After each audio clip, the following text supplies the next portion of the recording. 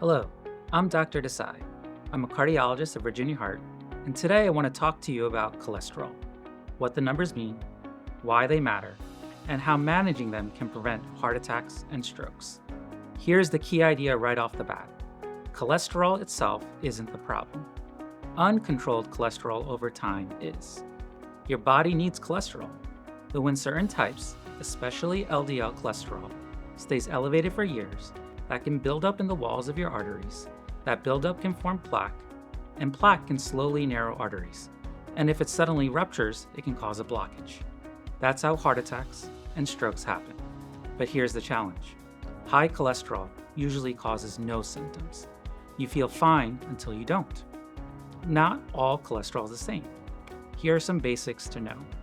LDL is the quote-unquote bad cholesterol. It's the main driver of plaque and the primary target of treatment. HDL is often called good cholesterol. It helps transport cholesterol, but having a high HDL does not cancel out high LDL. Triglycerides are a type of fat in the blood. They're often linked to excess calories, sugar, diabetes, and obesity. Elevated triglycerides increase cardiovascular risk.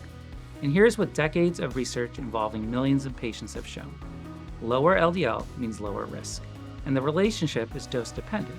The lower the LDL, especially in higher risk patients, the lower chance of heart attack, stroke, and even death. Now let's talk about what you can control. Diet absolutely matters, but it's not the whole story. Most people can lower LDL by about 5 to 15% with diet alone. That's meaningful, but it may not be enough if your risk is higher. Many people genetically produce extra cholesterol or don't clear it well, no matter how healthy they eat.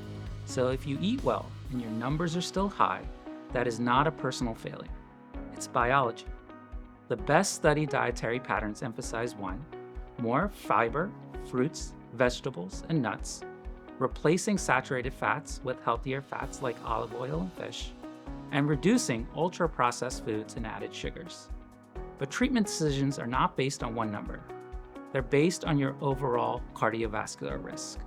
Amongst the things we consider are age and sex, blood pressure, diabetes and smoking, family history of early heart disease, and if there's evidence of plaque already.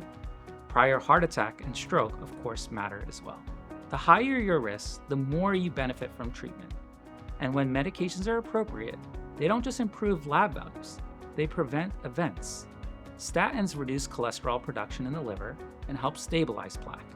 They have decades of evidence showing reduction in heart attack and stroke. Ezetimibe lowers cholesterol absorption from the intestine.